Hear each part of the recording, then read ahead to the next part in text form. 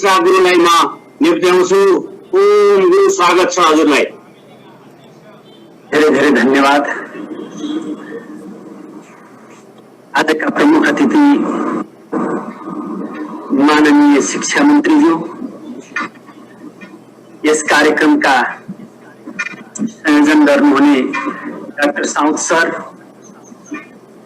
पतंजलि योग समितिका केन्द्रीय स्तरदेखि वडा स्तरसम्मका सम्पूर्ण पदाधिकारीज्यूहरू, सम्पूर्ण योगका योद्धाहरू, यो अन्तर्राष्ट्रिय योग दिवसको अवसरमा माननीय मन्त्रीज्यू लगायत सम्पूर्ण महानुभावहरूलाई म हाम्रो संगठनको तर्फबाट, योग ऋषि स्वामीजी महाराजको तर्फबाट, आयुर्वेद शिरोमणि आचार्य महाराजको तर्फबाट हार्दिक स्वागत गर्न चाहन्छु। स्वागतम स्वागतम स्वागतम।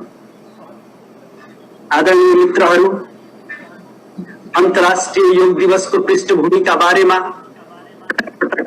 माननीय मन्त्रीज्यूका साथमा पनि हाम्रो संवाद भएको थियो, संस्थागत रूपमा पनि अनि व्यक्तिगत रूपमा। माननीय मन्त्रीज्यू लामो समयदेखि आफूलाई योगमा समर्पित गर्दै आउनुभएका योगका योद्धाका रूपमा हुनुहुन्छ। त्यसकारणले योगका विषयमा केही भनिराख्नु र उहाँका लागि योग नौलो विषय होइन। तसर्थ योगलाई नेपालभित्र शिखरमा पुर्याउनका लागि जुन भूमिका माननीय मन्त्रीज्यूले निर्वहन गर्नुभएको छ, यसका लागि हामी सबै आभारी छौँ र नेपाल सरकारका माध्यमबाट योगलाई पाठ्यक्रममा विकसित गर्ने कुरा र विभिन्न प्रकारले योगलाई अझ बढी शिखरमा पुर्याउनका लागि उहाँको योगदानका प्रति हामी सब नतमस्तक छौँ। आदरणीय मित्रहरू, वर्तमान समयमा अन्तर्राष्ट्रिय योग दिवसको सन्दर्भमा पतंजलि योग समिति नेपालले देशका आजका मितिसम्म मैले प्रयत्न गरेँ आज बिहानसम्म ती डेटाहरूलाई कलेक्ट गर्ने र ती डेटाहरू कलेक्ट गर्दा करिब 1000 क्वारेन्टाइनहरूमा अहिले हाम्रा साथीहरू देशभरि योगका योद्धाका रूपमा योग शिक्षण सिकाइराख्नु भएको छ। मान्छे जान मात्र ढिलो रहेछ। जब मान्छे कुनै ठाउँमा निस्किन्छ, निस्किँदाखेरि तत्पश्चात त्यसमा व्यापकता आउने कुरा स्वाभाविक बन्दो रहेछ। अहिले क्वारेन्टाइनमा जानु पतंजलि योग समिति नेपालका योग योद्धाहरूका लागि यो उहाँको स्वभाव बनिसकेको छ। तसर्थ माननीय मन्त्रीज्यू मार्फत, यद्यपि माननीय मन्त्रीज्यू सायद आवाज पुगिरहा होला, म फोटो देखिरहेको छैन, कतै उठेर जानु आउनु होला। म माननीय मन्त्रीज्यूलाई निवेदन गर्न चाहन्छु, उहाँका माध्यमबाट नेपाल सरकारलाई पतंजलि योग समिति नेपालले यो विषम परिस्थितिमा पनि जुन कार्य गरेको छ, यो कार्यलाई पनि उच्च मूल्याङ्कन गर्दै सम्पूर्ण रूपमा जहाँ जसरी जसले देशमा दान गरेको छ उलाई त्यो स्थानका रूपमा यदि राज्यबाट दिएन भने कतै भेदभाव महसुस हुन सक्छ। मैले कुनै भेदभाव भएको छ भन्ने कुरो भन्न खोजेको होइन, तर पनि यो विषम परिस्थितिमा पनि 1000 क्वारेन्टाइनमा करिब हाम्रा योग शिक्षकहरूको जुन पहुँच बनेको छ, त्यो पहुँचका विषयमा हामी त उनीहरूलाई योगका योद्धाका रूपमा विशेष सम्मान गर्ने नै छौँ। मेरो चाहना यो छ कि राज्यले पनि यो विषम परिस्थितिमा योगको स्वयं संयोजक माननीय मन्त्रीज्यू भएका कारणले यसलाई कसरी सम्मान पुग्न सक्छ त? विषम परिस्थितिमा उहाँहरूलाई कुनै उनीहरूको इन्सुरेन्स गरेर हुन सक्छ कि यो सम्मान, या कसरी हुन सक्छ? राज्यका तर्फबाट पनि केही पहल होस् भन्ने हामीले अपेक्षा राखेका छौँ। हाम्रा 16, 17, 18 वर्षका लिएर 70, 80 वर्षसम्मका योग शिक्षकहरू क्वारेन्टाइनमा गएर आइसोलेसन सेन्टरमा गएर आज योग गराउँदैछन्। यो अन्तर्राष्ट्रिय योग दिवसको सन्दर्भमा यो राख्न पाउँदा हामीलाई पनि गर्व महसुस भएको छ र असार 1 गतेदेखि असार 7 गतेसम्म हामीले अन्तर्राष्ट्रिय योग दिवस सप्ताहका रूपमा यसलाई मनाइराखेका छौँ र त्यो मनाउने क्रम पनि अहिले हाम्रो क्वारेन्टाइनमा छ र भोलिको दिन एक दिन अझ विशेष दिन हो। त्यो विशेष दिन भएका कारणले जुन ठाउँमा क्वारेन्टाइनमा जान सक्ने अवस्था छैन काठमाडौँ उपत्यका लगायतका ठाउँमा धेरै क्वारेन्टाइनहरू छैनन्। त्यो नभएका ठाउँमा योग शिक्षकहरू राज्यको मापदण्ड, राज्यले जुन एउटा नीति निर्धारण गरेको छ त्यो नीतिभित्र बसेर हामीले अन्तर्राष्ट्रिय योग दिवसलाई जुन एउटा फिजिकल दूरी छ त्यो दूरीलाई कायम राखेर मनाउने योजना बनाएका छौं। यसका लागि पनि माननीय मन्त्रीज्यूलाई म जानकारी गराउँछु। आदरणीय मित्रहरू, वास्तवमै यो योगको अध्यायका विषयमा पटक पटक माननीय मन्त्रीज्यूसँग थुप्रै पटक कुराकानीहरू भएका छन्। यो अन्तर्राष्ट्रिय योग दिवस कसरी सुरुवात भयो यस विषयमा पनि मैले हिजो पनि यहाँहरूलाई निवेदन गरे। बाँकी कुरा औपचारिकता थियो। बाँकी कुरा औपचारिकता कहीं न कहीं योग ऋषि स्वामी रामदेव जी महाराज, आयुर्वेद शिरोमणि आचार्य बालकृष्ण जी महाराजले जो योगलाई व्यापक फैलाउनु हो, त्यो फैलावटका कारणले संसारमा एउटा महसुस भयो। त्यो महसुस भएका कारणले स्वामीजी महाराजले त्यति बेला भारतका प्रधानमन्त्रीलाई प्रस्तावित गर्नुभयो कि यसरी जुन 21 जो सबैभन्दा लामो दिनका रूपमा जसलाई मनाइन्छ त्यो दिनलाई योगको दिनका रूपमा केही विकसित गर्नका लागि अर्थात् अन्तर्राष्ट्रिय योग दिवस मनाउनका लागि केही पहल कदमी संयुक्त राष्ट्रसँग बढाइदिनु हुन अनुरोध गर्दछु भनेर अनुरोध पठाउनुभयो। जुन अनुरोधका साथ भारतका प्रधानमन्त्रीले त्यसलाई प्रस्तावित गर्नुभयो, तत्कालीन नेपालका प्रधानमन्त्रीले त्यसलाई समर्थन गर्नुभयो, जसका कारणले भारत र नेपाल मिलेर संयुक्त रूपमा कहीं न कहीं यसको सुरुवात गरेको। नेपालको विषय छ। नेपाल त हिम श्रृङ्खलाले भरिएको देश र साँच्चै भनिन्छ कि हिम श्रृङ्खलाका माध्यमबाट नै योगको सुरुवात भएको हो। त्यसैले हामी भारतमा गएर पनि यो कुरा भन्छौं। स्वामीजी महाराजका मुखारविन्दबाट पनि पटक पटक नेपाल आएको बेला हामी यो भनाउँछौं र आचार्य श्री महाराज जो नेपाली मूलका हुनुहुन्छ उहाँ त यो कुरालाई पटक पटक भन्नुहुन्छ कि नेपालबाटै कहीं न कहीं योगको सुरुवात भएको हो। हामीले पतञ्जलि योगपीठका माध्यमबाट एउटा नेपालमा कति ऋषिहरूको जन्म भयो भन्दा महर्षि पतञ्जलिको जन्म पनि नेपालमै भेटिन्छ।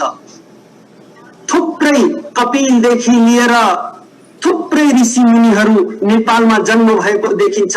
त्यसकारणले कहीं न कहीं योगको आदिभूमि अर्थात् योगको उद्गम भूमि नेपाल नै हो भन्ने कुरा हामी संसारभरि अहिले प्रचारित गरिराखेका छौं र हाम्रा माध्यमबाट यो प्रचारित हुनका पछाडि राष्ट्रको गौरव बढेको हामीले महसुस गरेका छौं। यो राष्ट्रका हितमा के हुन सक्छ त्यसका लागि हाम्रा सम्पूर्ण योग शिक्षकहरू दत्तचित्त भएको कुरा म नेपाल सरकारलाई जानकारी गराउन चाहन्छु।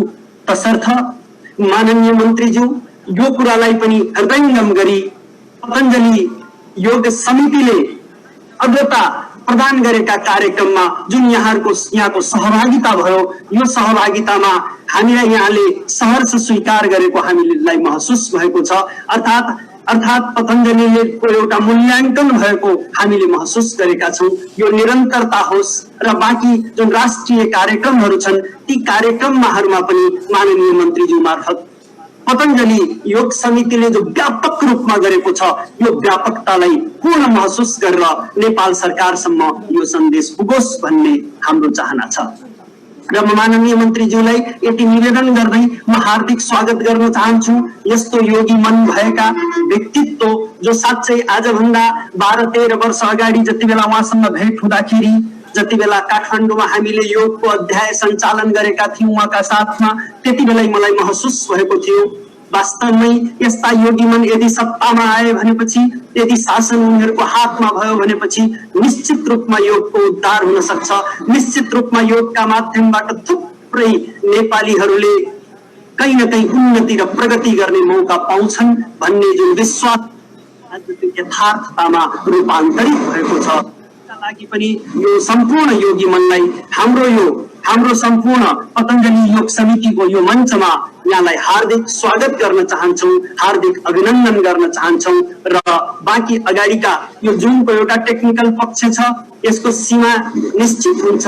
तसर्थ यो सीमाभित्र म बस्दै म माननीय मन्त्रीज्यूलाई आफ्ना धारणाका लागि, आफ्ना विचारका लागि अर्थात् अन्तर्राष्ट्रिय योग दिवसको यो मञ्चका माध्यमबाट देशका तमाम जनताहरूलाई र यसलाई हामीले अझै हरिद्वारसम्म पनि अन्तर्राष्ट्रिय स्तरसम्म पनि यसलाई पुर्याउने जमर्को गरेका छौँ र यो सम्पूर्ण सन्देश नेपाल सरकारको सन्देश र नेपाल सरकारको नीतिगत सन्देशका साथ आफ्ना विचारहरू प्रदान गरिदिनु हुन म हार्दिक स्वागत गर्दै माननीय मन्त्रीज्यूलाई हार्दिक निवेदन गर्दछु। धन्यवाद। ओम। धन्यवाद केन्द्रीय प्रभारीज्यू, नेपाल प्रभारीज्यू। उहाँले योगको बारेमा विभिन्न चर्चा गर्दै र हाम्रा मान्य मन्त्रीज्यूले योगका योद्धा हुन्, त्यसै कारण हामी त्यसमा खुसी छौँ। उहाँले आज हामीलाई समय दिनुभयो। यो धेरै लामो कार्यक्रम छैन। अबको समय म सम्पूर्ण साधकज्यूहरूको तर्फबाट मन्त्रीज्यूलाई चाहिँ टक्राउने छु। त्योभन्दा पहिला एउटा सन्देशमूलक समाचार चाहिँ के अरे मन्त्रीज्यूबाट आउनेछ भन्ने कक्षा 11 को बालबालिकाहरू पनि त्यसै बसेका छन्। त्यसको बारेमा नेपाल सरकारले के गर्दैछ अनि विश्वविद्यालयहरूमा पनि उहाँ परिचित हुनुहुन्छ र उहाँको नेतृत्व फेरि नेपाल सरकारमा उहाँको नेतृत्व यस्तो अहम भूमिकादायी छ।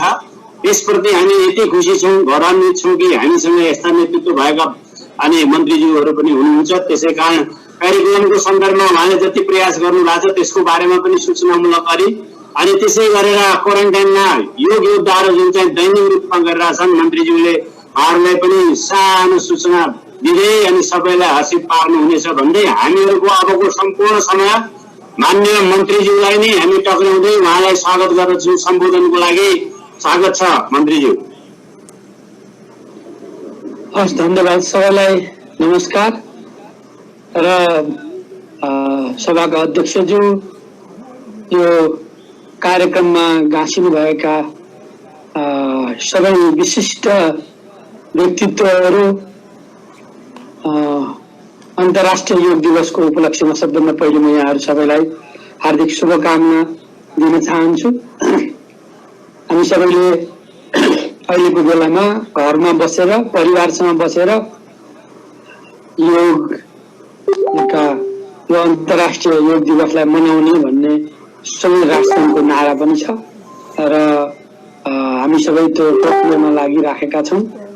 यहाँहरू लामो समयदेखि यो अप्ठ्यारो स्थितिमा पनि कार्यक्रमलाई अगाडि बढाइराख्नु भएको छ। आयोजकहरूलाई म धन्यवाद भन्न चाहन्छु, बधाई भन्न चाहन्छु र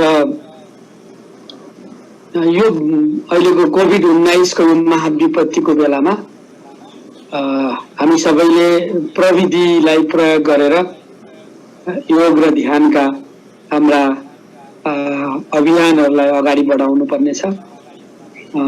हामी सबैले अहिले आफूलाई प्रविधि मैत्री बनाएर जानुपर्नेछ। यो दिशामा तपाईँहरूले त्यो अभ्यास गरिसक्नु भएको छ। एकपटक तपाईँहरू सबैलाई यो अप्ठ्यारोको बेलामा पनि चुनौतीको बेलामा पनि आफ्नो भूमिकालाई जसरी अगाडि लिएर आउनुभएको छ, बधाईको पात्र हुनुहुन्छ। अहिले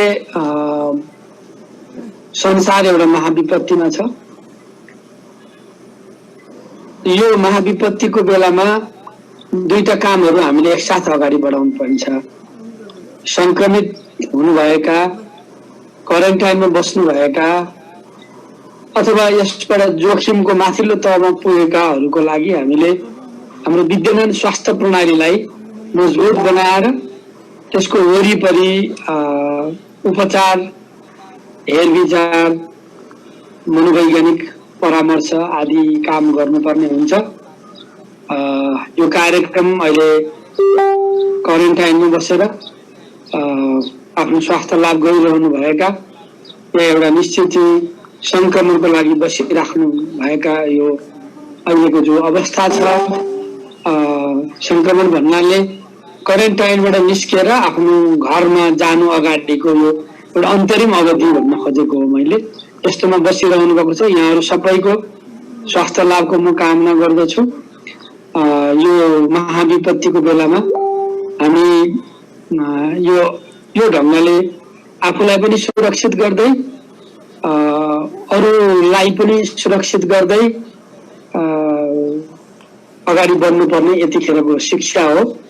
हाम्रो स्वास्थ्य मन्त्रालयले जारी गरेको हामीले लागू गर्नै पर्ने, पालना गर्नै पर्ने जो जति चाहिँ सुरक्षाका व्यवस्थाहरू छन् भौतिक दूरी कायम गर्ने मैले चाहिँ सामाजिक दूरी भन्दा पनि मलाई चाहिँ भौतिक दूरी भन्ने पदावली मलाई उपयुक्त लाग्छ।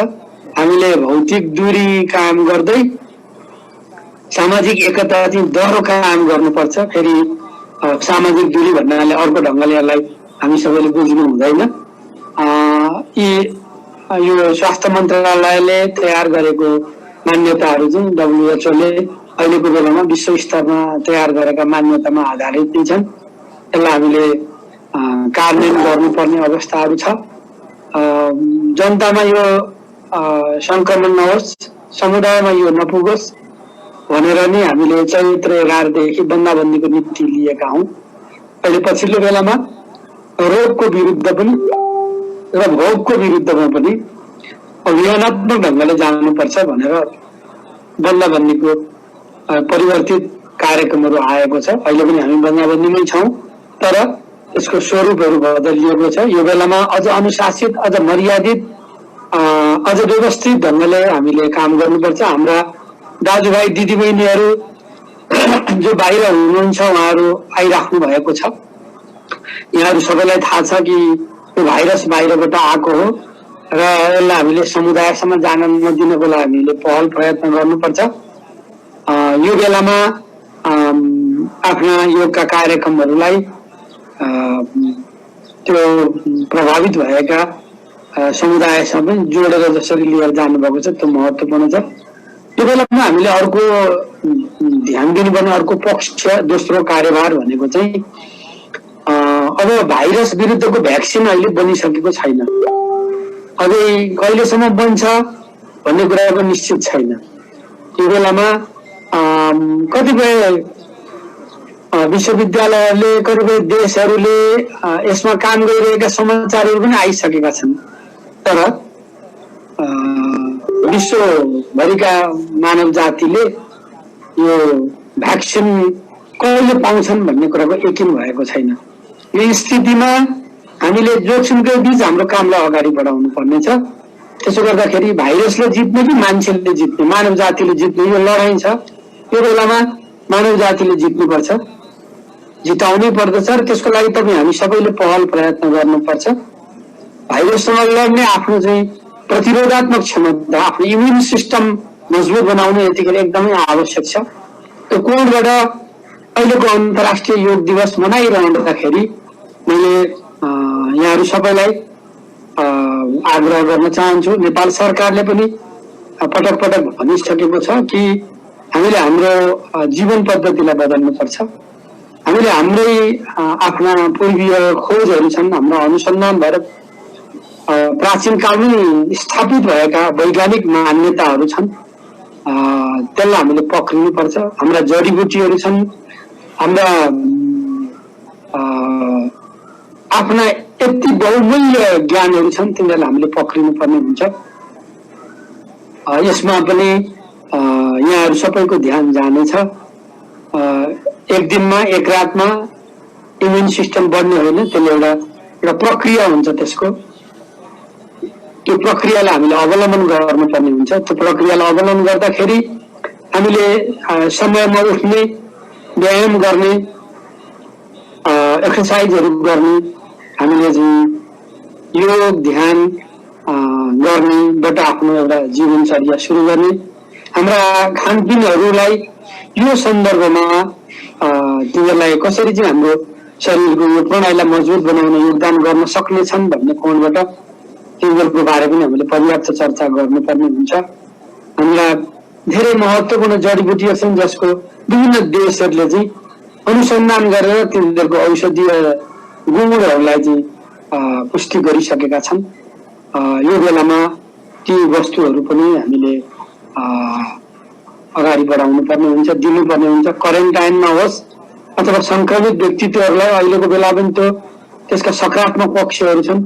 हाम्रो जेठी मधु छ, हाम्रो तुलसी छ, हाम्रो चाहिँ गुल्ची छ, हाम्रा चाहिँ गाउँ जस्ता महत्त्वपूर्ण चाहिँ छन्। हामी पहिले त्रिकुट भनेर सुन्थ्यौँ हामीहरू, हाम्रो अद्वैत छ, बेसार छ। यद्यपि यो बारेमा अहिले सम्माननीय प्रधानमन्त्रीले बोल्दाखेरि कतिपयले सामाजिक सञ्जालहरूमा चाहिँ नकारात्मक टिप्पणी गरेको सुन्छु। मान्छेसँग यी विषयलाई बुझ्नको लागि दृष्टि पनि चाहिन्छ। यसको लागि चाहिँ वैज्ञानिक ढङ्गले पुष्टि भएका सच्चाइहरूलाई पनि हामीले चाहिँ ध्यान दिनुपर्ने हुन्छ। हामीले यो योग दिवस मनाइरहँदाखेरि उठिरहेका कुरालाई पनि स्थापित मान्यताहरूलाई बुझाउनको लागि कोसिस गर्नुपर्छ। यो प्रक्रियामा जीवन प्रणालीलाई, जीवन पद्धतिलाई बदल्ने सन्दर्भमा चाहिँ हाम्रो ध्यान योगले असाध्यै महत्त्वपूर्ण भूमिका खेल्छ। यो हाम्रो अत्यन्तै सकारात्मक ऊर्जा प्रवाह गर्ने हाम्रो प्राचीन खोजी हो। अघि यहाँहरूले चर्चा गरिसक्नु भएको छ योगवत खण्ड, जहाँ नेपाल पर्दछ।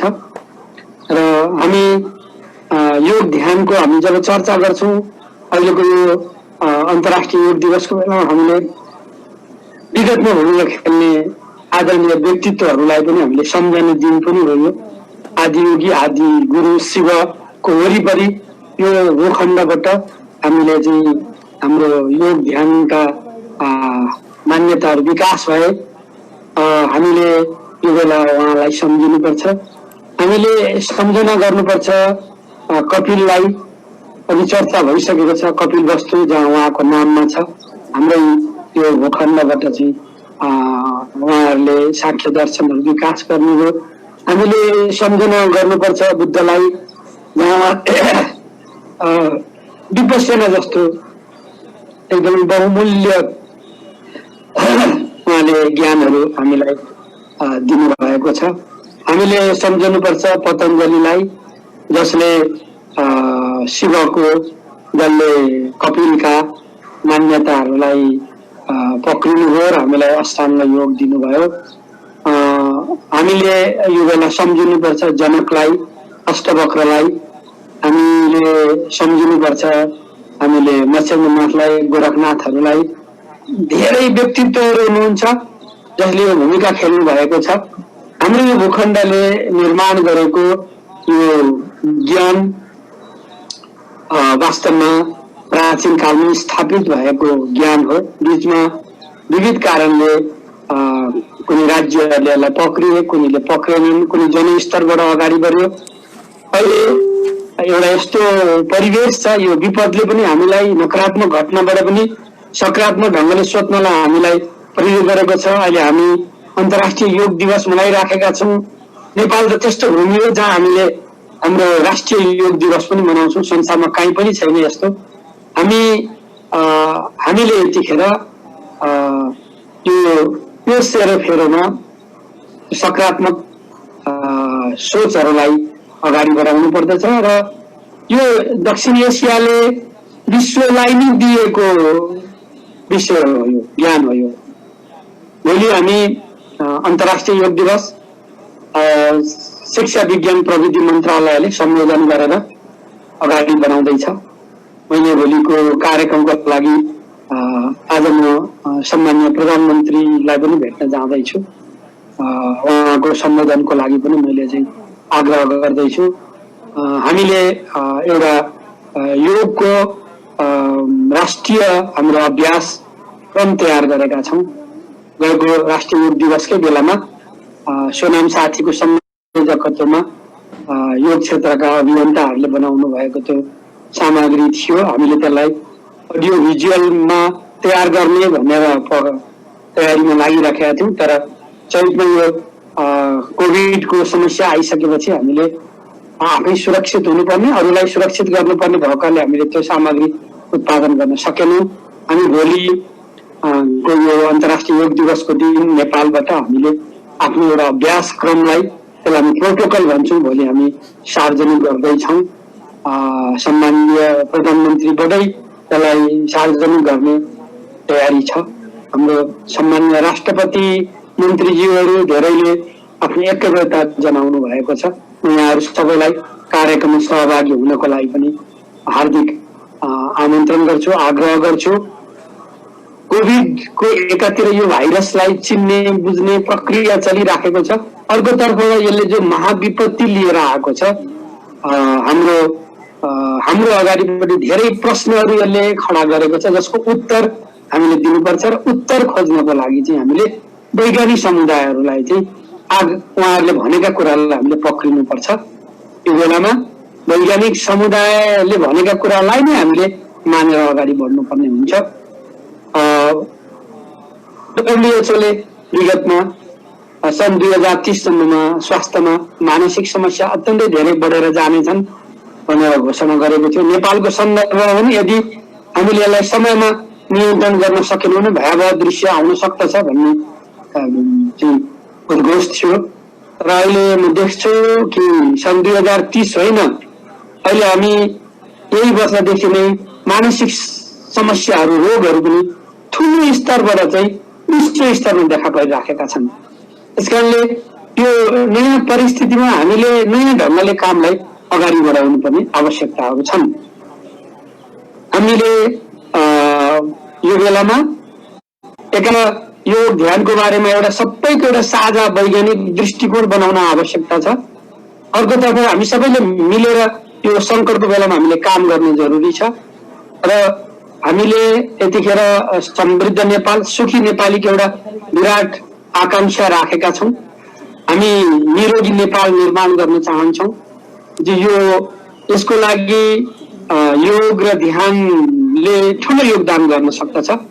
हामीलाई त्यो योगदान गर्नको लागि समर्पित सक्षम दृष्टिकोण भएका आफ्नो जीवनमा यसको चाहिँ अभ्यास गरेका जनशक्तिको आवश्यकता छ। यही पक्षलाई ध्यान दिएर नै हामी काम गरिरहेका छौँ। एकातिर हामी हाम्रा विभिन्न ठाउँबाट भएका पहल र प्रयत्नलाई एउटा प्रोटोकलको माध्यमद्वारा एउटा एकरूपता कायम गर्न हामीले खोजिराखेका छौँ, जनस्तरमा यसलाई लैजान खोजेका छौँ भने अर्कोतर्फबाट हामीले नयाँ पुस्तालाई विद्यालय शिक्षादेखि नै हामीले जोड्न खोजेका छौँ। एक कक्षादेखि नै हामीले योग ध्यानसँग जोडेर हाम्रा नयाँ पुस्तालाई हामी तयार गर्न लागिराखेका छौँ।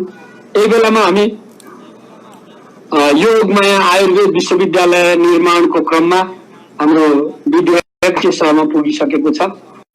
यता योगमाया आयुर्वेद विश्वविद्यालयलाई हामीले योग ध्यान आयुर्वेद प्राकृतिक चिकित्सा जस्ता विधाहरूको एउटा विशिष्टीकृत विश्वविद्यालयको रूपमा हामीले यसलाई अगाडि बढाउन खोजेका छौँ।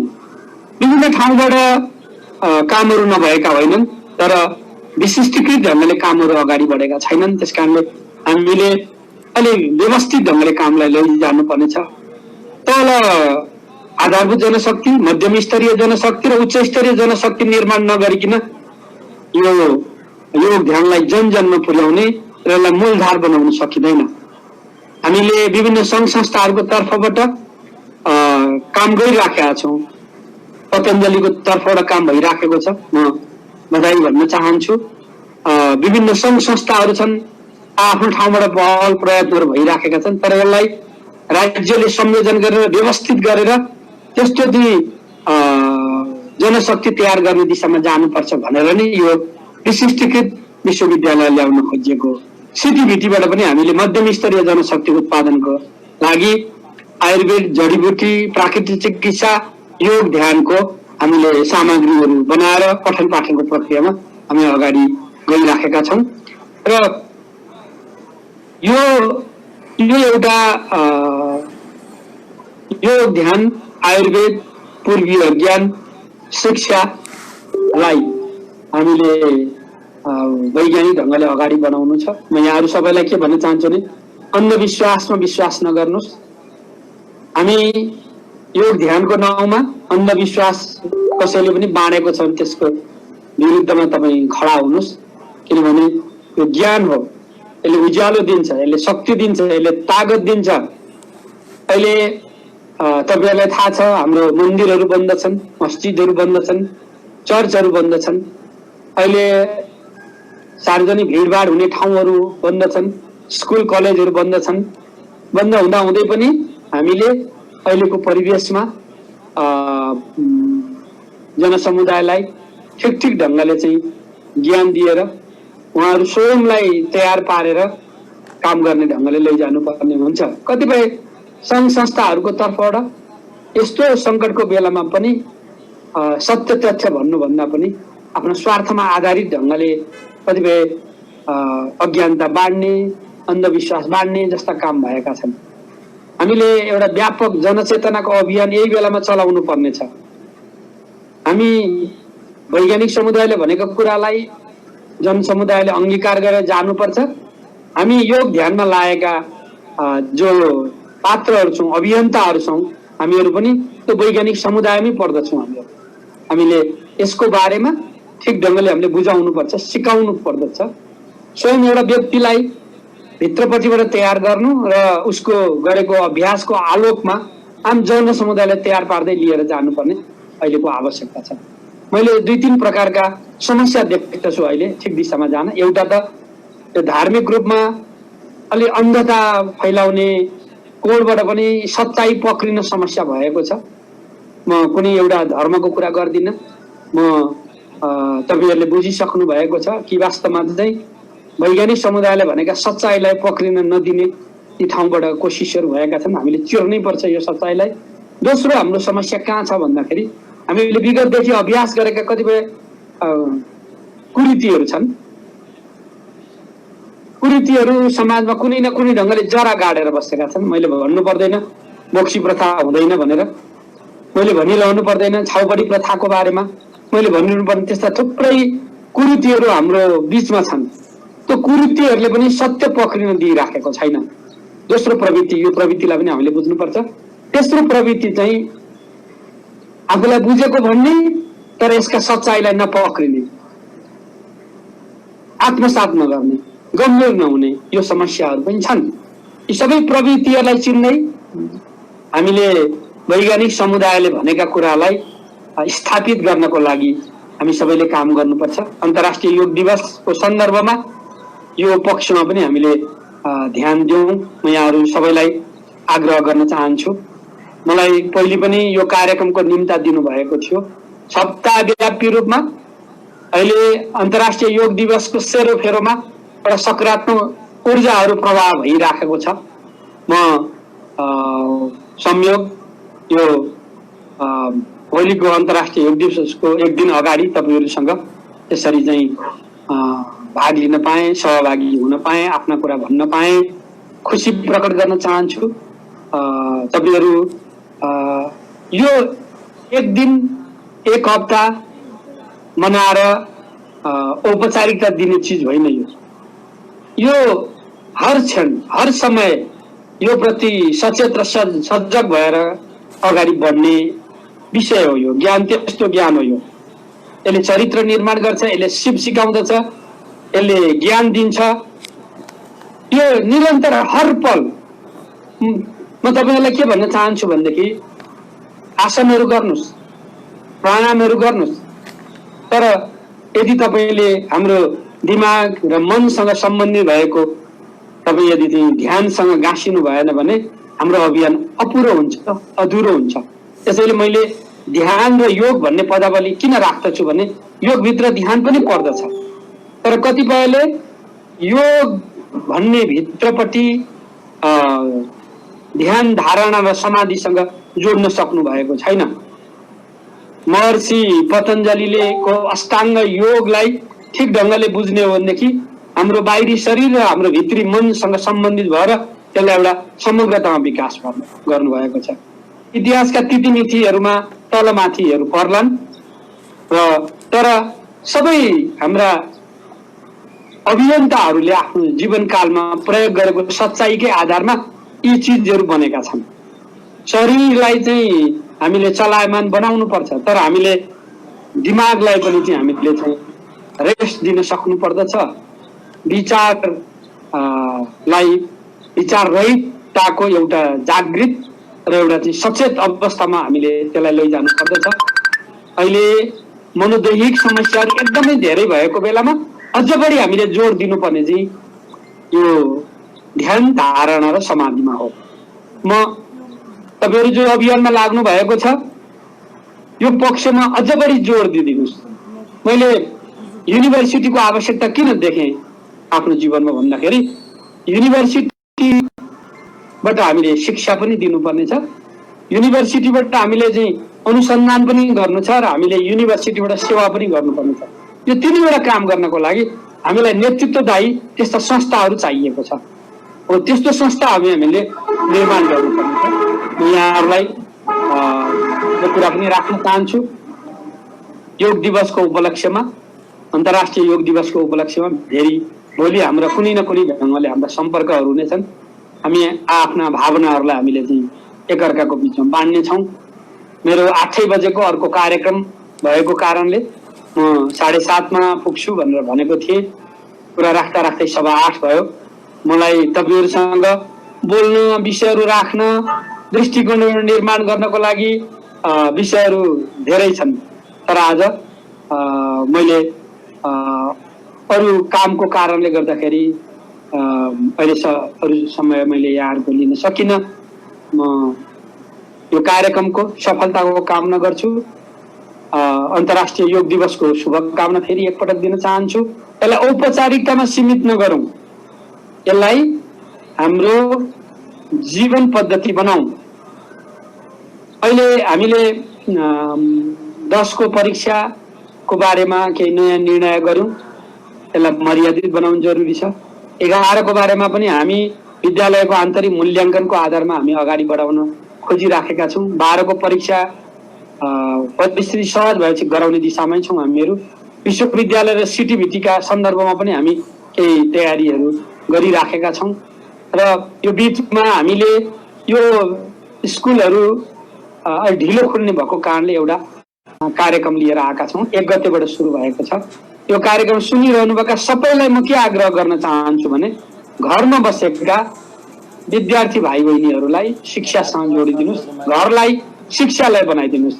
4वटा पद्धतिको आधारमा हामी जान्ने हो। पहिलो, घरमा पाठ्य पुस्तकहरू पुर्याइदिनुस्, अतिरिक्त सामग्रीहरू पुर्याइदिनुस्। सबभन्दा सबैलाई यो हुने मूल कुरा चाहिँ पाठ्य पुस्तक घरमा पुर्याएर स्वयं सिकाइको प्रक्रियामा लगिदिने हो।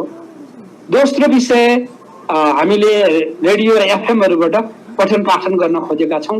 हिजो नाकाबन्दीको बेला पनि हामीले प्रयोग गरेका थियौं, हामीले भूकम्प बेला सीमित प्रयोग गरेका थियौं। अहिले हामी रेडियो नेपालबाट पनि सामुदायिक एफएमहरूबाट यो पठन पाठनलाई हामीले अगाडि बढाइराखेका छौं। तेस्रो कुरा, हामीले टेलिभिजन, केबल र डिसोमबाट पनि यो प्रक्रिया अगाडि बढाइरहेका छौं। एनटिभीबाट 10 र 11 को 9 र 10 को अनिवार्य विषयको पठन पाठन चलिराखेको थियो। अब हामी 1 देखि 8 सम्मको नयाँ तालिका हाम्रो मानव स्रोत विकास केन्द्रले सार्वजनिक गरिसकेको छ। हामी चौथो, हामी जहाँ जहाँ हामीसँग इन्टरनेटको सुविधा छ, जहाँ अनलाइनको आधारमा पनि सिकाउने पब्लिक स्कुलहरूलाई यो प्रविधि मैत्री बनाउने दिशामा र यो सिकाइलाई अगाडि बढाउनमा सबैले भूमिका खेलिदिनुस्। स्थानीय सरकारसँग संयोजन गरिदिनुस्। जुनसुकै पद्धति अगाडि बढाउँदा समस्या त हुन्छन्, तर हामीले समाधान पनि खोज्दै जानुपर्छ। संकट बढेर गयो भनेदेखि त्यो स्थितिमा हामीले यो प्रविधि मैत्री हामीले गरिरहेको कामलाई अर्को ढङ्गले चाहिँ विकास पनि गर्नुपर्ने हुन्छ। मैले पहिले पनि भनेको थिएँ, हाम्रो शिक्षालाई प्रविधि मैत्री नबनाइकन यो रूपान्तरण हुँदैन। गुणात्मक शिक्षा यतिखेर सबै विद्यार्थीहरूको चाहिँ आवश्यकता हो, अधिकार हो। राज्यले त्यसलाई प्रत्याभूत गर्नुपर्छ। 1 दशकभित्र नेपालका पब्लिक स्कुलहरूलाई अभिभावक र विद्यार्थीको चाहिँ छनौटमा लैजाने गरी हामी यो प्रक्रियामा बढिराखेका छौं। यो क्रममा आफूलाई यो संकटको बेलामा चाहिँ आफूलाई प्रविधि मैत्री बनाएर लिएर जान एकदमै आवश्यकता छ। यो चाहिँ सन्देश पनि यहाँहरूको मार्फतबाट सबैको बिचमा पुगोस्। हामी स्कुलहरू खोल्ने कन्टिन्जेन्सी प्लानहरू बनाइराखेका छौं। अब स्कुलहरू खोल्दा हिजोकै ढङ्गले हुँदैन, सरसफाई नयाँ ढङ्गले गर्नुपर्दछ, मास्क र सेनिटाइजरहरूको प्रयोग गर्नुपर्दछ। स्थानीय तहले विद्यालय शिक्षाको जिम्मेवारी छ, उहाँहरूले स्कुल खोल्ने अहिलेदेखि नै तयारी गर्नुपर्छ। जब मन्त्री परिषदले यसको निर्णय गर्छ त्यसपछि मात्रै लागू हुने दिशामा जान्छ। अहिले हामीले यो बेलामा स्कुलहरू खोल्ने निर्णय गरिसकेका छैनौं। हामीले यो संकटको बेलामा सिकाइ केन्द्रित अभियान मात्रै हामीले चलाउन खोजेका छौं। फेरि एकपटक घरलाई शिक्षालय बनाइदिनुस्, अभिभावकले यसमा भूमिका खेलिदिनुस्, लोकल स्कुलहरूले भूमिका खेलिदिनुस्। तपाईँ जो योग ध्यानको अभियन्ताहरू हुनुहुन्छ, यहाँहरूले पनि यो कार्यक्रमलाई चाहिँ सफल बनाइदिनु अनुरोध गर्दछु र फेरि एकपटक यहाँहरूको सुस्वास्थ्यको कामना गर्दै अझ बढी यसलाई अभियानात्मक ढङ्गले चाहिँ लागिदिनुहोस् भन्ने आग्रह गर्दै म बिदा माग्छु। नमस्कार, धन्यवाद। बहुत बहुत धन्यवाद माननीय मन्त्रीज्यूलाई। उहाँ ओजस व्यक्तित्व अनि पछि उहाँको जुन चाहिँ सुन्दर बाणी छ, यो सुन्दर बाणी हामी सबै माझ पुग्यो र लाखौं जनतामाथि पुग्नेछ र जहाँसु जनतासम्म पुर्याउन हामी तत्पर रहनेछौँ र यसलाई हामी हजुरले दिएको जुन चाहिँ निर्देशन छ यसलाई हुबहु 100% मान्न नेपाल पतञ्जलि योग समिति नेपालका जति योद्धाहरू छौँ र हामीहरू छौँ यसलाई पुर्याउनेछौँ, घर घरमा पुर्याउनेछौँ, जनजनमा पुर्याउनेछौँ र कोरोनाबाट बच्नुको निमित्त योग प्राणायाम र ध्यानको के भूमिका छ भन्ने कुरालाई हामी अगाडि लग्नेछौँ भन्दै अब यो यत्रो समय दिनुभयो हजुरले, हजुरलाई धेरै धेरै धन्यवाद दिँदै अब यो कार्यक्रमलाई समापन गरिदिनु हुन, शान्ति पाठबाट समापन गरिदिनु हुन योग चौतारीका अभियन्ता र यो सूचनाकार जो चाहिँ यति डिजाइनिङ गरेर अगाडि लाग्नु भएको छ, पतञ्जलि योग समिति नेपालका केन्द्रीय सदस्य लवराज भट्ट गुरुमा म शान्ति पाठ गरेर समापन गरिदिनु हुन अनुरोध गर्दछु। ओम गुरु। बहुत बहुत धन्यवाद डाक्टर साहबलाई। मन्त्रीज्यूलाई सबभन्दा पहिले म उहाँलाई बहुत बहुत नमन गर्न चाहन्छु, धन्यवाद दिन चाहन्छु। विशेष गरेर विनोद कुमार शाहजीको माध्यमबाट सरसम्म पुग्ने प्रयास निरन्तर जारी थियो र लगातार पङ्कज रावलजी हामीसँग लगातार जोडिरहनु भयो र पङ्कज रावलजीका माध्यमबाट हजुरसम्म हामी पुग्यौँ र शिक्षा मन्त्रीजी हाम्रो बिचमा सहभागी भइदिनु भयो। यहाँलाई बहुत बहुत धन्यवाद। पतञ्जलि योग समितिले यम नियम आसन प्राणायाम प्रत्याहार धारणा ध्यान समाधिलाई माध्यम मानेर लगातार लागि परेको छ र सम्पूर्णलाई बहुत बहुत धन्यवाद दिन चाहन्छु। मन्त्रीजीलाई पनि बहुत बहुत धन्यवाद छ। हामी हर पल हाम्रो त उद्देश्य नै हो यम नियम आसन प्राणायाम प्रत्याहार धारणा ध्यान समाधि ध्यानको कुरा जो हजुरले गरिदिनु भयो यसलाई अझ हामी शिरोधारीलाई अरू बढाउने प्रयास गर्नेछौँ। हाम्रो त अष्टाङ्ग योगमा रहेर हामी योग गरिरहेका छौँ। हामीले आसनलाई मात्र सर्वोपरि मानेका छैनौँ, आसन त माध्यम बनाएका छौँ, प्राणायामलाई माध्यम बनाएका छौँ, प्रत्याहारका माध्यमबाट हामीले इन्द्रियलाई आफ्नो काबुमा राखेर धारणाका माध्यमबाट ध्यान समाधिमा रहेर हामी आफूलाई शान्त पारेर अगाडि बढ्ने प्रयास गरिरहेका छौँ। केन्द्रीय प्रभारीजी हाम्रो बिचमा रहिरहनुहुन्छ भएको छ र केन्द्रीय प्रभारीजीलाई बहुत बहुत धन्यवाद दिन चाहन्छु। पतञ्जलि योग समिति नेपालका केन्द्रीय प्रभारी लवदेवजीको आशीर्वाद र उहाँको नेतृत्व सक्षम नेतृत्वका माध्यमबाट हामी देशभरि पतञ्जलि योग समितिले सेवा गरिरहेको छ। घर घरमा जनजनमा योग पुगाउन हामी सफल भएका छौँ र सम्पूर्ण साथीहरूलाई बहुत बहुत धन्यवाद दिन चाहन्छु। बिहानको अनलाइन योग शिविरको आज 59वाँ दिन हो। निरन्तर भगवानको कृपा भएको छ। शिव भगवान जुन महायोगी शिवजीले यो कार्यक्रम यो चाहिँ योगको फैलाइदिनु भएको छ, जनतालाई हामी मानव बनायो र मानवलाई चाहिँ यो सिद्धि प्राप्त गर्नको लागि योग पनि दिनुभयो र उहाँकै पशुपतिनाथ भगवानको कृपाले यो देशमा हामी बसेर हामी लगातार आज लकडाउनको बेला पनि आफ्नो मनोबल उच्च मनोबल राखेर यो पनि एउटा प्रविधि छ, नयाँ प्रविधिलाई हामीले युज गर्न सक्छौँ। फेसबुक मान्छे केटाकेटी बिगार्नको लागि मात्रै होइन, नयाँ जीवन दिनुको लागि पनि फेसबुकलाई युज गर्न सकिन्छ। नयाँ प्रविधिलाई हामी जीवन दिनुको लागि पनि हामी यसलाई चाहिँ प्रयोग गर्न सक्छौँ भन्ने हामीले यसलाई सार्थकता दिएका छौँ। नेपालभरिका साथीहरूलाई जुम सिकाउन सफल भएका छौँ। जुमका माध्यमबाट मिटिङहरू गर्न सकिन्छ, सत्सङ्गहरू गर्न सकिन्छ। अनलाइनका माध्यमबाट फेसबुकका माध्यमबाट पनि आत्मासित आत्मा जोडेर प्रत्येक व्यक्तिका मनका कुराहरूलाई पनि यसमाबाट पनि एकामा सेयर गर्दै हामी यसलाई पनि सफलका साथ अगाडि लैजान सक्छौँ भन्ने हामी सक्षम भएका छौँ। यो हाम्रो कार्यक्रमलाई यहाँ राष्ट्रका तर्फबाट सर्दै गिरिराजमणि पोखरेलज्यू र पतञ्जलि योग समिति मेरो आफ्नो संस्था जुन संस्थाका माध्यमबाट जोडिएर जुन यो धार बनेको छ, जुन नारा जो बनेको स्वामीजीको कृपा जो भएको छ, जो ब्यानर हाम्रो छ पतञ्जलि योग समिति नेपाल, त्यो ब्यानर लगाएर ब्यानरका तल जो बसेर देशभरिका साथीहरू हामी एक भएर बस्न सफल भएका छौँ। एउटा माया बनाएर माया स्नेह गाँसिएको छ। यो स्नेहका साथ देशभरिका साथीहरू हामी बिच सधैँ सधैँ जोडिराख्नुहुन्छ र हामी आत्मीयता गाबी राख्नेछौँ। मनका कुरा मनलाई कहिले पनि कमजोर हुन दिने छैनौँ। मन बलवान रहिरहनेको छ हाम्रो। हर पल हामी त भगवानमा जिउनेछौँ। यो जिन्दगी के छ र के लानु छ, के लैजानु छ, के छ र यहाँ सबले सन्तुष्ट गरेर आखिर मोक्ष प्राप्ति गर्ने मानव जीवन के का लागि बनेको हो? मोक्ष प्राप्ति गरेर साधना गरेर भगवानको चरणमा म त सधैँ त्रिम्बकमे जामहे सुगन्धम पुष्टिवर्धनम उर्वारुकमे वन्दनान् मृत्युर्मुक्षीयम् सधैँ सधैँ गाउँछौँ। किन गाउँछौँ त? मोक्ष प्राप्तिका लागि गाउँछौँ। तसर्थ जुन मन्त्र गाउँछौँ त्यसलाई हृदयमा गर्दै त्यसलाई भित्र आत्माबाट पनि त्यसलाई शिरोधारी गरेर स्वीकार गरेर हामी लागिरहनेछौँ। यहाँहरू सम्पूर्ण मित्रहरू लगातार यो कार्यक्रममा बसिदिनु भयो, सुनिदिनु भयो। हामीलाई लगातार निरन्तर रूपमा अनलाइनका कार्यक्रमहरू हामी जारी राख्नेछौँ। हामी क्वारेन्टाइनमा गएर यो पनि जारी राख्नेछौँ। हाम्रा केन्द्रहरू सञ्चालन गर्नेछौँ। नेपाल सरकारले दिएका निदान नेपाल सरकार कानुनलाई सर्वोपरि आफ्नो शिरमा राखेर पुरा त्यसलाई हामी मान्ने प्रयास गर्नेछौँ। र मित्रहरू सबैलाई पनि म अनुरोध गर्छु, टेक्नोलोजीको माध्यमबाट सबै अगाडि आइदिनुहोस्। पतञ्जलि योग नेपालका अन्तिम योग शिक्षाहरूसम्म हामी भोलिका दिनमा स्वामीजीका माध्यमबाट गुरु हाम्रो लवदेवजी यहीँ हुनुहुन्छ, हामीसँगै हुनुहुन्छ, उहाँलाई अनुरोध गर्नेछौँ कि हामी आचार्यजी पनि हाम्रो बिचमा आउनुहुनेछ, स्वामीजी पनि हाम्रो बिचमा आउनुहुनेछ, जसले हामीलाई जीवन दिन सिकाएको छ, जसले जिउन सिकायो, जिउन कला सिकायो।